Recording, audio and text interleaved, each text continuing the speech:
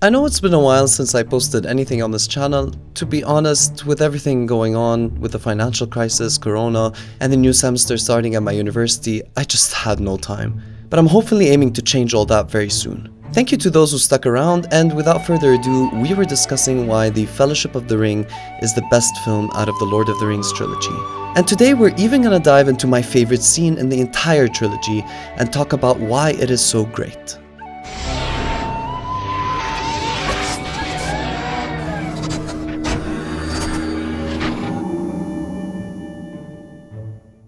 Hi, Omz here, and welcome to OmzLaw. If you're new to this series, please make sure to check out all the previous videos before watching this one. The links are in the description. Also, this is a spoiler warning. I will be spoiling the entire trilogy, specifically the extended edition. The last time we left the Fellowship, a sudden reversal had occurred to all of the plot points in the middle of Act 2, setting up new complications and discoveries for our characters. Having been discovered by Saruman's spies, Gandalf and the clan decide to take another road. Frodo trips again, dropping the ring and creating some forced tension between Boromir and the ring. Aragorn stops him from making a fool out of himself, and the story goes on. It's important to note here that the film foreshadows Boromir's conflict with the ring near the climax of this film. Here we see the first sign of betrayal. The Fellowship keeps going with the rising action of the first part of the second act, and I just want to comment here on the difficulty of shooting this scene. Let's not forget that the actors that play Frodo, Sam, Gimli, Merry, and Pippin are actually very tall. Therefore, making them appear short or different in size in relation to the others is very impressive. Determined to stop the Fellowship, Christopher Lee kills it with his dramatic theatrical performance and strikes the mountain with a lightning bolt.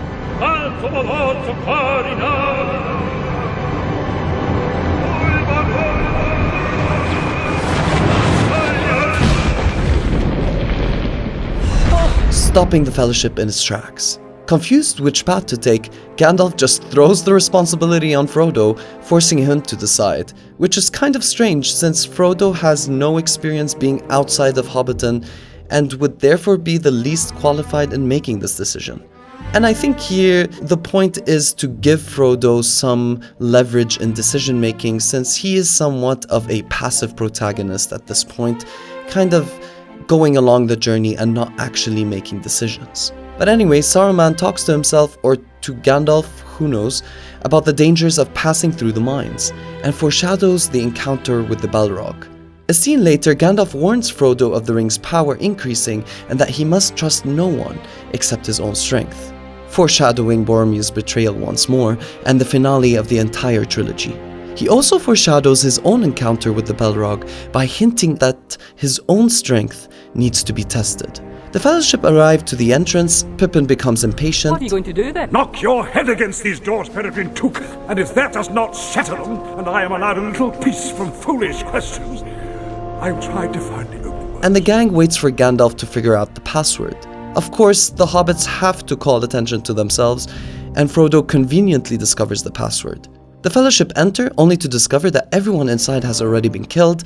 Boromir pushes for the Gap of Rohan, and Frodo is taken by this weird sea creature thing that was woken up by the other hobbits. Fighting ensues, forcing the gang into Moria and Gandalf to lighting his staff. He warns them to be on their guard, and the journey continues. Being a 4-day journey to the other side, we are then introduced to a series of shots of them walking, all of which have been cut out from the theatrical release.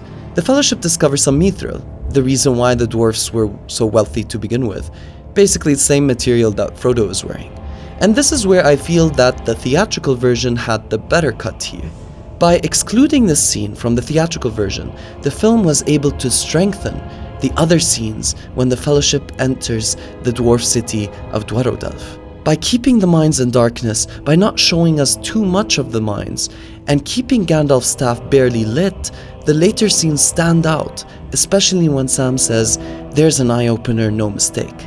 But when the filmmakers included these scenes in the extended edition, yes, they did stretch out the Moria sequence and made it feel bigger and larger, thereby extending the length of the journey and making us feel the passage of time. I feel that it slightly undermines the visual intensity in the later scenes. So the gang arrives to a fork in the road and Gandalf suffers from amnesia. I have no memory of this place. Gollum pops out of nowhere, scaring Frodo, who inquires about his presence. Gandalf is not surprised at all, probably because of the pot he's been smoking, and said that he's been following them for 3 days. Frodo thinks he escaped, but Gandalf explains that he must have been set loose by the enemy, and that the ring must have brought him here. Smeagol's appearance here is convenient to say the least, and somewhat too coincidental.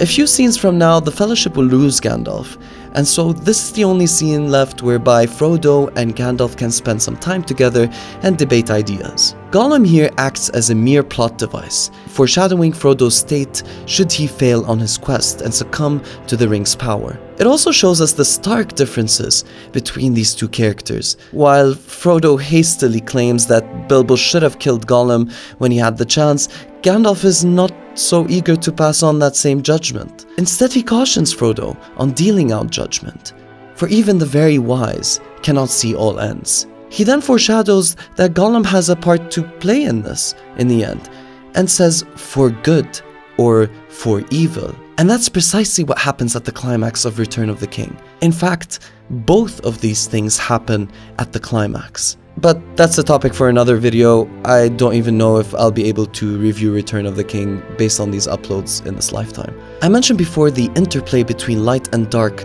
and how that is such a strong theme inside the Fellowship. I have another video discussing themes and this scene in specific in the link above or in the description if you guys want to check that out. Here, Frodo immediately loses hope after judging Gollum, wishing that the ring had never come to him. I just want to comment on the lines of dialogue being said here, as they contain a lot of subtext or deeper or hidden messages. Gandalf contrasts this loss of hope by stating that all people wish the same thing in hard times, but that it is not for them to decide, and that all they can decide is what to do with the time that is given to them. I wish none of this had happened. So do all who live to see such times, but that is not for them to decide. All we have to decide is what to do with the time that is given to us. This line solidifies what the entire theme of the Fellowship is. All the characters, including Saruman, undergo this journey in the Fellowship. They all decide on what to do with the situation that is handed to them. Gandalf then elaborates that there are forces besides good and evil, blurring the lines between the two. Contrary to what people believe that Lord of the Rings is purely about the conflict of good and evil, it's actually not, and we'll definitely discuss this in a later video. Gandalf then seeds hope into Frodo by saying that Bilbo was meant to find the ring, adding some form of destiny or fate, that Bilbo and Frodo were meant to have this. And that is an encouraging thought.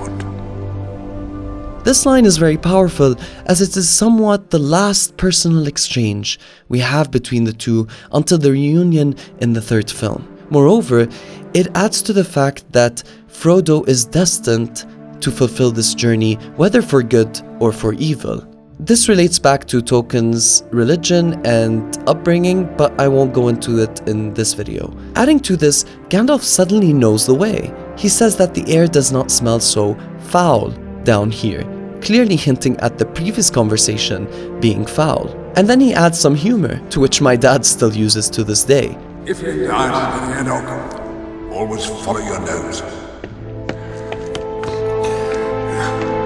They walk in, Howard Shore kills it with the score once again, and Gandalf says another line which unites this entire sequence together. Mirrors comes all light.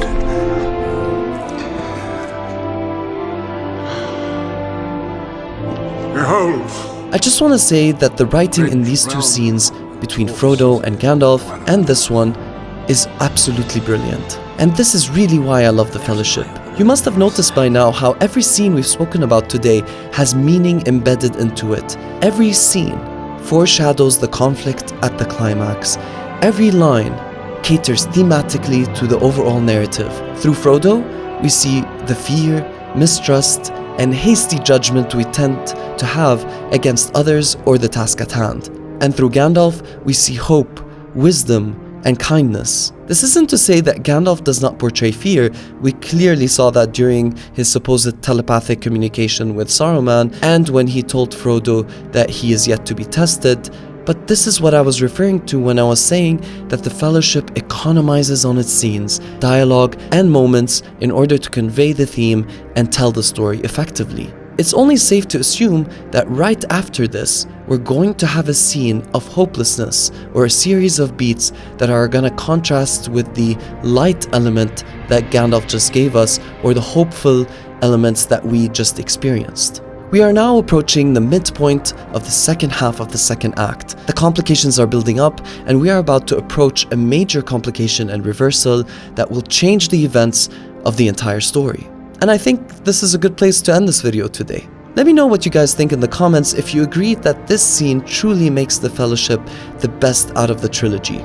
Don't forget to like and subscribe, as that will really help me grow this channel and stop myself from starving to death.